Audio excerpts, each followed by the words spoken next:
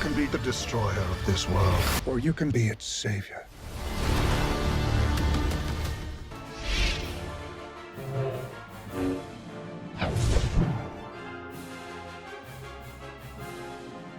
What is up, people of the DCEU? Welcome to my Black Adam no spoilers review. Believe it or not, I just got back from my screening at Warner Brothers in London, so thank you to Warner Brothers for allowing me to see this film, and this is very fresh in my mind. Now, as many of you know, Black Adam has been in the works for a long time. I remember there was an article posted way back in 2007, so this has been years and years and years in the making. Now it is finally upon us, so this is my no spoilers review. As you guys know with me, I'm going to try and go as comprehensive as I can be without any spoilers. Like, you can trust me there. Don't worry. And I want to start off by telling you my thoughts going into the movie so you can kind of understand where I was at literally entering this screening. So I wasn't buzzing off of my seat to go and see Black Adam, but as you guys know, at the same time, I was still looking forward to seeing it. I'm a fan of DC, and I was more or less pretty happy to go see it, and I was most excited, I would say, by seeing the JSA members such as Dr. Fate, Hawkman, and obviously, of course, seeing Dwayne "The Rock" Johnson be badass as Black Adam. But at the same time, I didn't go into it expecting a universe-shaking DC movie, and that's what I'd advise for anyone going into Black Adam for the first time. Don't go in with absolutely massive expectations, and hopefully that will aid your viewing experience with the points I'm about to get into. So right off the top, Black Adam is a fun superhero action movie. And you may be, well, like, you know, aren't all superhero movies action movies? Well, sure, like in a broad sense of speaking, but Black Adam really is an action movie through and through. Of which I think both gives it the strength that fans want to see from Dwayne Johnson's Black Adam movie in one area, which obviously is quite an important box to tick. But through doing so, I do feel as though it conjures the feeling of being too reliant on near non-stop action and leaving out the other decorations on the cake, so to speak. Now, I'd say that the pacing is more or less constant, of which you could liken to being like Black Adam's own cameraman, because throughout the movie, you're more or less there or in what feels like real time, which as a result yields in this relentless pacing, which isn't inherently a bad thing, because as I somewhat said, it's both a good thing for what this movie clearly aimed to do, bring Black Adam in and bring him in with a punch. But what I will say is, if you're looking for something more comprehensive in your superhero movie, with a modicum of more depth and story to all the characters in addition to the action that you're gonna see, then you're not really gonna get all that much in those other areas of this movie. Now let's dive into that a little bit more. Now don't get me wrong, Dwayne "The Rock" Johnson's Black Adam himself, I mean, after all, this is his movie, is given the most story when the movie rarely decides to kind of gasp for air between all of the awesome action that it has. And it executes his story in such a way that somewhat drip feeds you his whole backstory throughout the movie, you know, few and far between. But I am left feeling, even whilst I acknowledge that it's a little bit of a shame that we didn't get some foot off the gas moments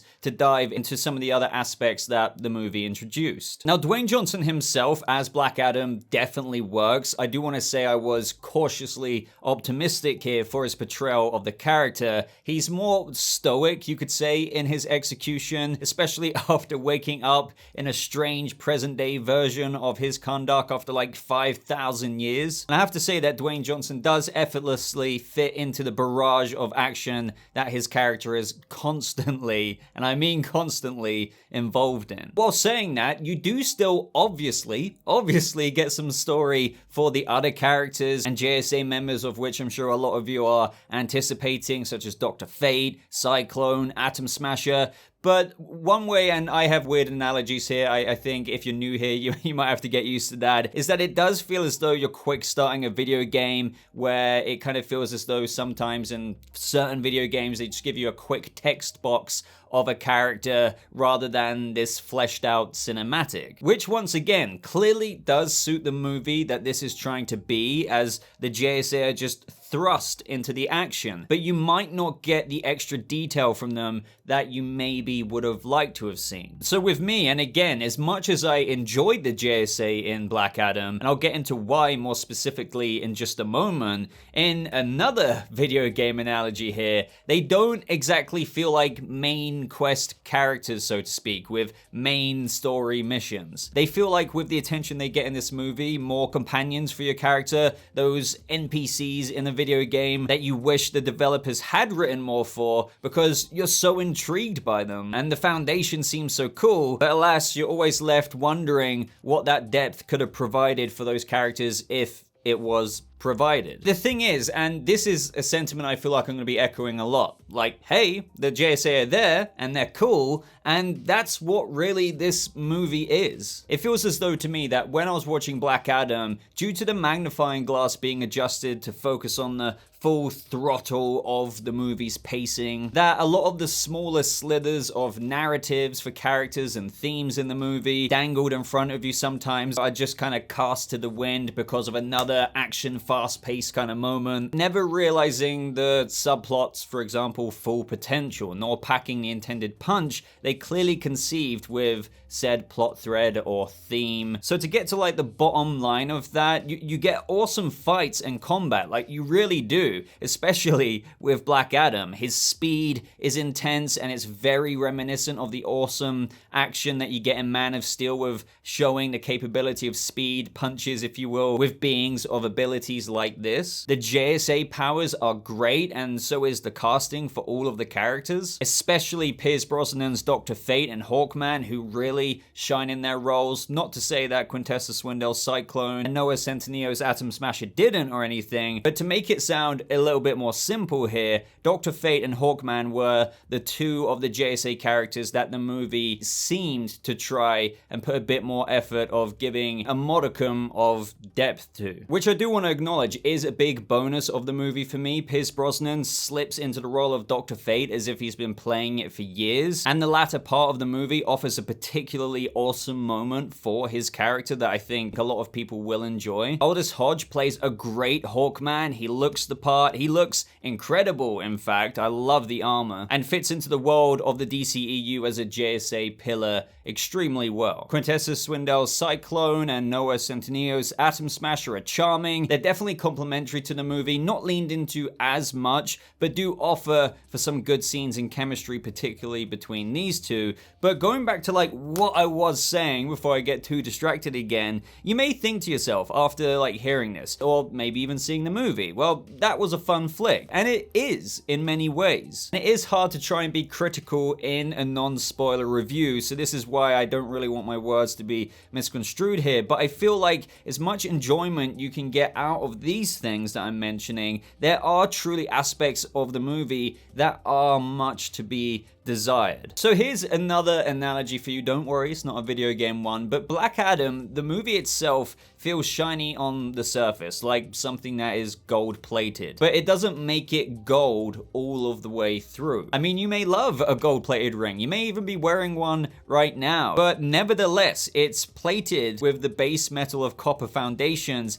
and it could be a lot better underneath than what it shows on the surface. And again, that's not me trying to be too harsh on this movie, because I do think it's a fun time, but it's a way for me to kind of paint that picture for you of that there is most certainly gold on the surface of this movie, the fun action and all of that stuff we're mentioning, but the gold plating runs thin in ways that I do wish went deeper into the other plot threads and characters that they introduce. The JSA do work well, and their dynamic is good for me. There's even quite a bit of comedy in there, of which I didn't think was too corny, especially between Hawkman and Atom Smasher. Every now and again, considering they're the new kids on the block, certain things do arise that lead to scenes that are pretty entertaining. But one thing that I do feel like was sorely missing, not that this was a JSA origin movie or anything like that, is that it would have been nice to get more history to offer some context there with just a bit more depth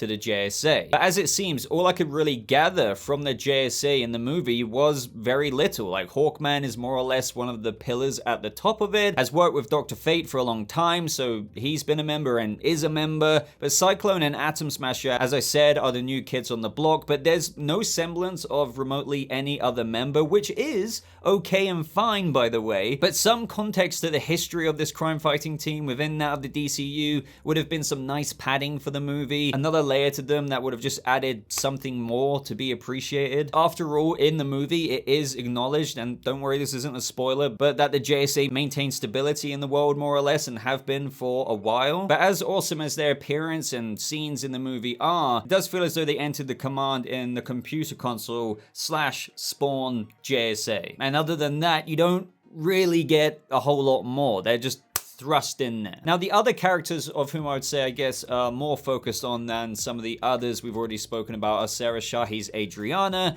and her son, Eamon. But they're essentially, along with her brother, freedom fighters leading the resistance in Kahndaq and help bolster up Black Adam and familiarize himself in the present day Kahndaq. Now, because these are other characters in this Black Adam movie, I do still share similar opinions to what I've already said, in that the themes they try and get into don't really feel like they realize their full potential, because as soon as we go down those lanes, it kind of feels as though it gets sideswept with another chaotic yet fun action sequence. Now, as for the main villain, Sabbac, I know people saying, but Black Adam is the villain to himself. It's like, yes, but no, but not really. Black Adam is an anti-hero, but it's not a Black Adam versus JSA movie, if you know what I mean. Like, there still is a villain, a story that grounds everyone to work together in a sense of speaking, and that is Sabbac. Now, I will say that he is a bit of a tropey superhero villain in the way that it's conducted in the Black Adam movie. Now, he is fitting for the movie that this is, with everything we've already been over,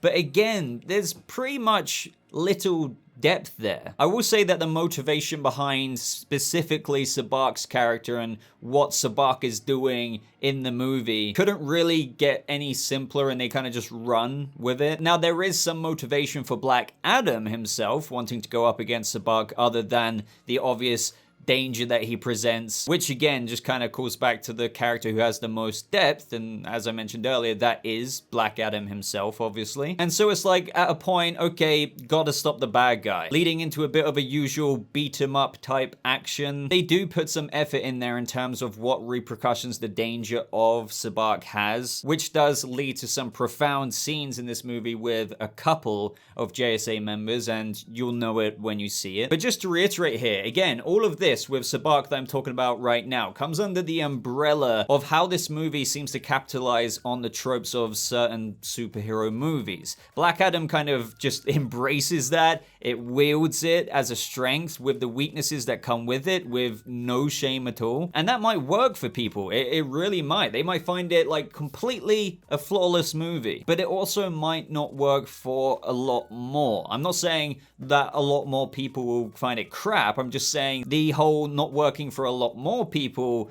they might just find it not the world universe shifting movie that this is kind of being made out to be. Other than just kind of finding it in terms of like a critical perspective, Black Adam is fine. I did feel that the third act with Sabbac, unfortunately for me, was a bit underwhelming. Again, whilst acknowledging the fun action scenes that are thrown in your face, but by this point, you've already been used to that since the first minute of the movie. But the third act also had some of these typical moments that made me feel a bit eh. Now, without getting into spoilers, don't worry. There's some moments where Sabbac, in his demon powerful form, can bring some backup, you could say. And whilst this backup is obviously meant to be threatening, it didn't feel remotely threatening to the people of Kahndaq. It kind of just reminds me of, I'm sure many of you who watch me on this channel have seen the CW's Crisis on Infinite Earths. We had those parademons that were fighting the heroes, meaning to be they were literal parademons who were meant to be lethal, especially in the Force, yet a hero could just kind of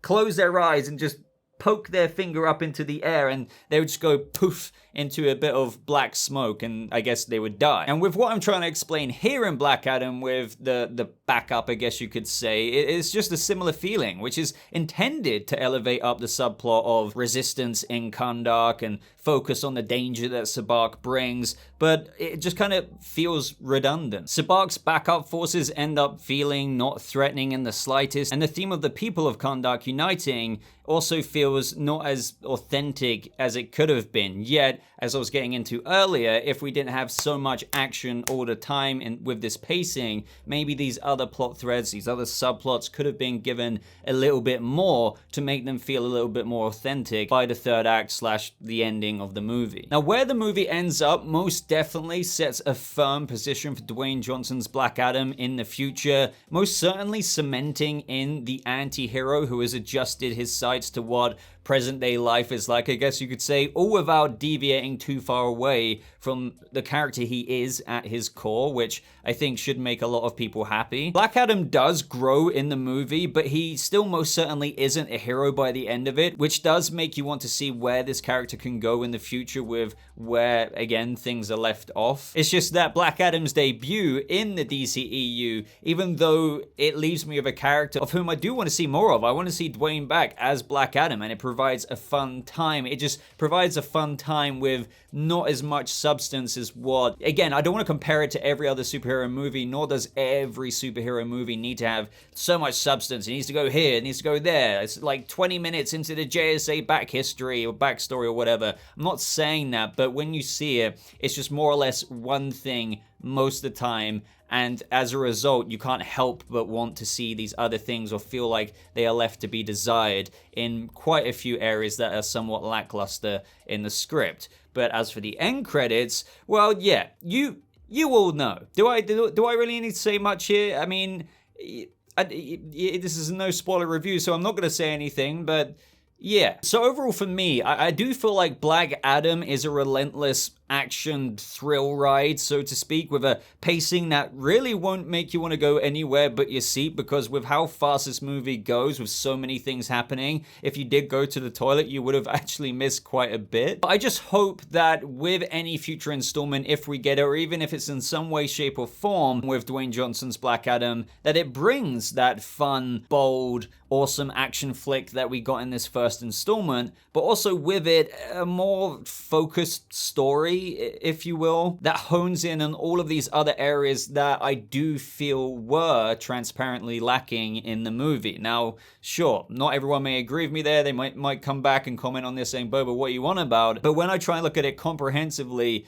I do notice several areas that I tried to mention in this video that were lacking a little bit. And I do feel like with those improvements, it could truly make whatever future installment we have into a DCEU future film that could possibly punch as hard as Dwayne Johnson's Black Adam can. So again, I would just say it's a fine first installment. It's a lot of fun. I would say for me, to describe it in my own personal terms, it's kind of a movie that I would just watch with popcorn. I wouldn't look into too seriously, because if you do apply that critical lens, there are flaws there. It's just an absolute barrage of action, fun that way, but it is lacking in substance. Would I watch it again? I mean, of course, it's one of those things that I would want to kick back with a friend who hasn't seen it kind of thing, or if I just wanted some cool action on screen and I wanted to see Dr. Fate again, because stuff like that did stand as a highlight in this movie with the JSA. But I do feel like it's not necessarily got to cause this earthquake and eruption of love for it that was potentially intended. Well, of course that was intended, because why else would you make a movie like this? So that is my overall blabber about Black Adam and my no spoilers review. If you've already seen Black Adam somehow, do let me know what you think of the movie, but please do use spoiler tags in the comments down below. I wouldn't want anyone to get spoiled with certain things that happen in the movie. But also, let me know if you haven't seen it and what you're most looking forward to. What do you think of the general review consensus, if you've seen other reviewers out there? And by the way, I encourage you to always check out other people's reviews. They might be saying a completely different thing to me. I'm just one dude here, one man's opinion, as they say. Get another perspective, but again, let me know what you think of mine if you have seen it, or even if you haven't seen it. I'll be reading every single one of your comments as always. So what's left to say is, please like the video if you got this far, would greatly appreciate that. Do come back once you've seen Black Adam. As always, links are in the description down below, and I think that's pretty much everything. So I'm gonna love you and leave you now, guys. I probably will try and come out with a spoiler review in the next week. I might wait a little bit while more and more people go to see it, then we can get into it in a bit more detail. But until then, guys, thank you so much for watching. I hope you all have a lovely rest of your day, and I'll see you members of the DCEU in the next video. Goodbye.